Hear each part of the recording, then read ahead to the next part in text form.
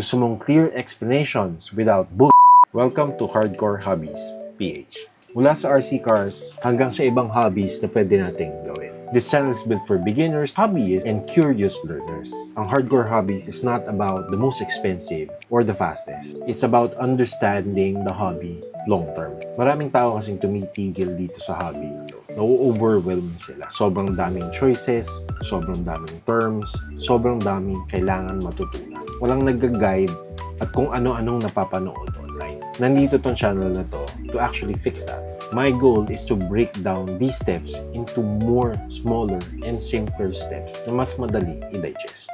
This will be extremely helpful, I think, for people starting out. Nakaka-intimidate kasi talaga ang RC sa umpisa.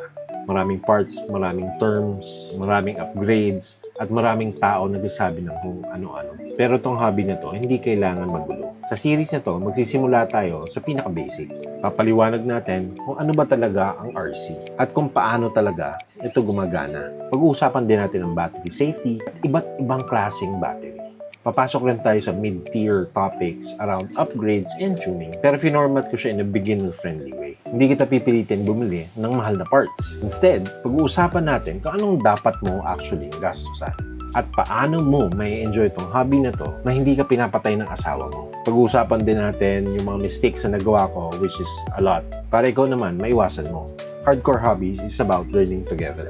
Asking questions is very welcome. Baguhan ka man or inuugat ka na sa RC, kung gusto mong clear explanations without bullshit, you're in the right place. Each episode builds on the previous discussion. So take your time and enjoy the process. If this content helps you, consider subscribing at i-share sa iba na gusto rin matuto ng ganito. Let's learn, build, and enjoy hobbies together. In the next video, let's start with one very simple question. Ano ba ang RC? Ba't ang daming may gusto nito?